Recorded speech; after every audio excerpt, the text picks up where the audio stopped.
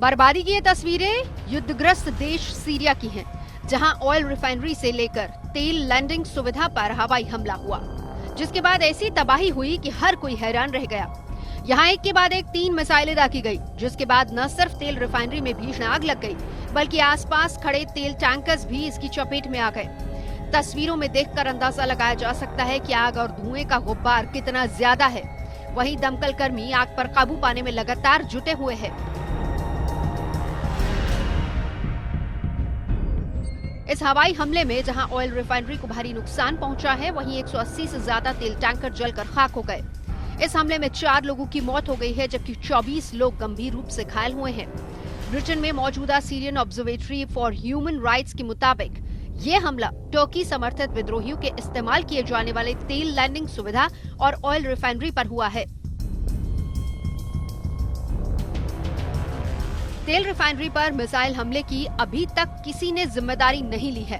हालांकि कहा यही जा रहा है कि कथित रूप से रूस ने इस हमले को अंजाम दिया, क्योंकि हमले के कुछ देर पहले रूस के युद्धपोत को भूमध्य सागर में सीरियाई तट के बेहद करीब देखा गया था।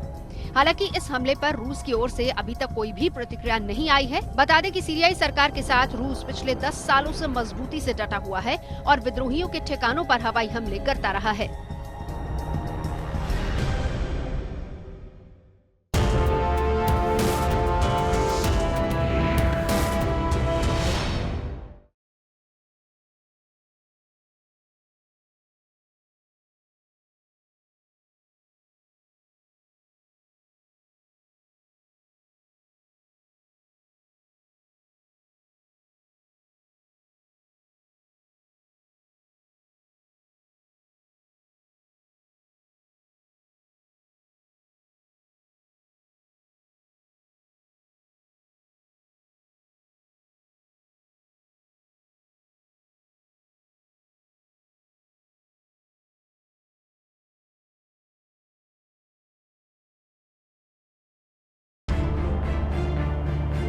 दुकानों पर लौटी रौनक, सड़कों पर घूमते दिख रहे लोग।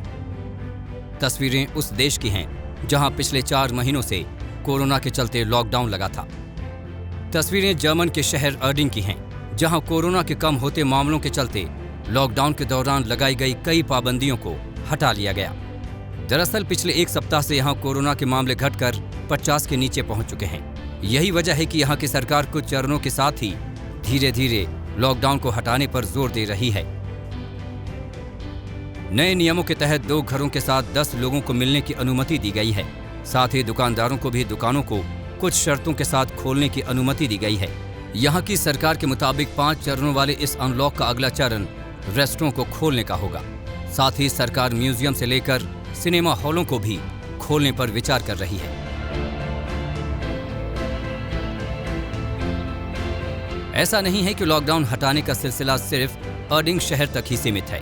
जर्मनी के कई और शहर जहां कोरोना के मामलों में कमी आ रही है, वहां से भी धीरे धीरे लॉकडाउन को हटाया जा रहा है। बताया जा रहा है कि आने वाली 22 तारीख को सरकार लॉकडाउन हटाने को लेकर कई और अहम फैसले ले सकती है।